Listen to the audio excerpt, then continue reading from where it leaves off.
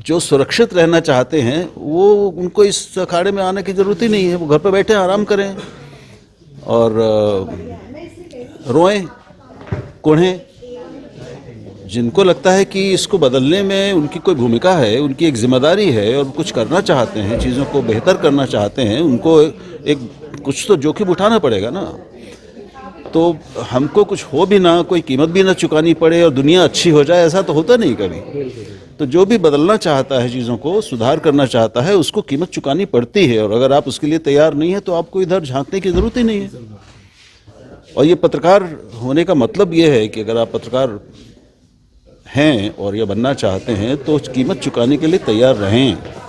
कीमत, अगर आप खरे हैं तो कीमत चुकानी पड़ेगी। ईमानदारी की कीमत, सच बोलने की कीमत हर जगह, आप पत्रकार न भी हो, नागरिक को भी चुकानी पड़ती है।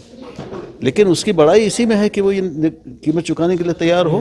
गैर मुसलमान है, उनको इस्लाम के बारे में जानकारी बहुत कम है। जैसे मैं हिंदू हूँ, मुझे इस्लाम के बारे में मैं जानना चाहता हूँ, लेकिन मेरी जानकारी बहुत कम है और मैं कोशिश करता हूँ अपनी ओर से जानने की। मैं कुरान पढ़ता हूँ या कुछ और भी चीज़ें पढ़ने की कोशिश करता हूँ, लेकिन उसकी एक सीमा है, क्योंकि और भी हज़ार चीज़ें मुझे पढ़नी है। मुसलमानों में, हिंदुओं के बारे में जानकारी कम है ऐसे ही। और जहाँ जानकारी नहीं होती है या कम होती है या गलत जानकारी होती है, गलतफहमियाँ वहाँ पे पैदा होती हैं। गलतफहमी जहाँ होगी वहाँ पे शक, शुबहे, नाराज़गी और घृणा, नफ़रत, ये सब पैदा होगा। तो इनको दूर करने का एक ही तरीका है, एक दूसरे को जानना, एक दूसरे को जितने करीब से हम जान सकें वो कोशिश करना, साथ रहकर, साथ बात करके, पढ़कर, हर तरह से। तो जो सब जगह फैला हुआ अज्ञान है उसको दूर करके ही दूरियों को कम किया जा सकता है। और मुझे विश्वास है कि, और मैं जानता हूँ कि सभी धर्मों में, सभी सभ्यताओं, संस्कृतियों में उनका जन्म भी मनुष्य को बेहतर बनाने के लिए हुआ था, उनका अस्तित्व भी मनुष्य को बेहतर बनाने के लिए है। लेकिन सिर्फ इतने से बात बनती नहीं है, बहुत सारी चीज़ें हुई हैं। इतिहास सब तरफ है और इतिहास में हम लोगों के साथ, मनुष्य के साथ उसका मनोविज्ञान ऐसा है कि हमें जो हमारे साथ हादसा होता है, जो बुरा कोई हमें तजुर्बा होता है वो ज़्यादा याद रहता है, हमें अच्छा तजुर्बा याद कम रहता है। ये एक मनुष्य का सब जगह का वो है। तो अगर हम, बहुत सारे लोगों ने अपने दिमाग में, दिलो दिमाग पर पहले पुरानी तकलीफ़ों को, शिकायतों को ही हावी हो जाने दिया है और निगाह हमारी हमेशा पीछे की तरफ होने लग गई है लोगों की। लेकिन बड़ी बात यह है कि हमें जीना है आगे, हमारे बच्चों को आगे एक बेहतर दुनिया में जीना है, हम ये चाहते हैं। तो दुनिया को बेहतर बनाने की जिम्मेदारी भी हमारी अपने आप बन जाती है। तो वो माजी में जीने से बात नहीं, वो नहीं हो सकता। हमें भविष्य को बनाना है। भविष्य को कैसे बनाएंगे, उसके तरीके मिलकर ही खोजने, क्योंकि रहना तो साथ ही है। हिंदू हों, मुसलमान हों, सवर्ण हों, दलित हों, कोई भी हों, ईसाई हों, सिख हों, लेकिन सबको साथ रहना है। इसके कोई दूसरा विकल्प नहीं है। तो साथ रहने के तरीके ढूंढ लें, चैन से और प्यार से रह सकें, इसमें सबको अच्छा लगेगा। यही सबसे बड़ा हित है, इसी को सबको अपने सामने रखना चाहिए।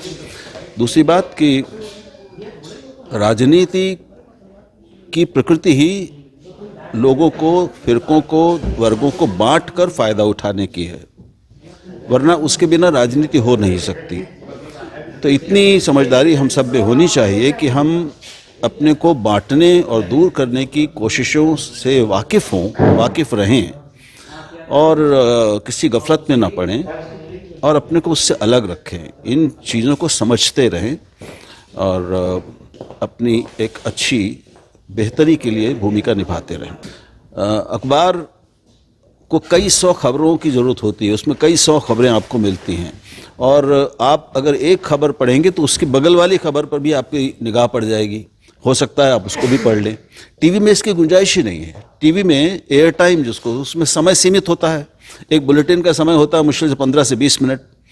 उसमें ज़्यादा वो ऐसी खबरें चलाते हैं, सबको चलानी पड़ती है जो लोग ज़्यादा देखना चाहते हैं, जिसको दर्शक ज़्यादा मिलेंगे, व्यूअर ज़्यादा मिलेंगे।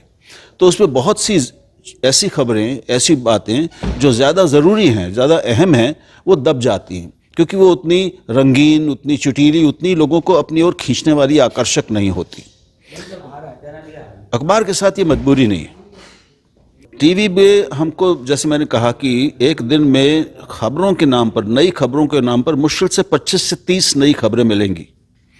आपने देखा होगा कि बुलेटिन बार बार दोहराते हैं अपने आप को, उसमें कुछ नया होता तो एक खबर जुड़ जाती है, एक हट जाती है, बाकी चीज़ें वही रहती हैं। ये उसका साइकिल है।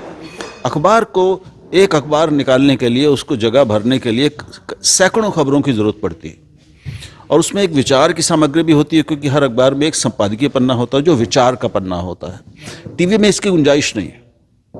तो अगर आपको विचार चाहिए, आप चीज़ों को समझना चाहते हैं, चीज़ों को, देश को, दुनिया को समग्रता में देखना और जानना चाहते हैं, तो अखबार को कोई विकल्प नहीं है।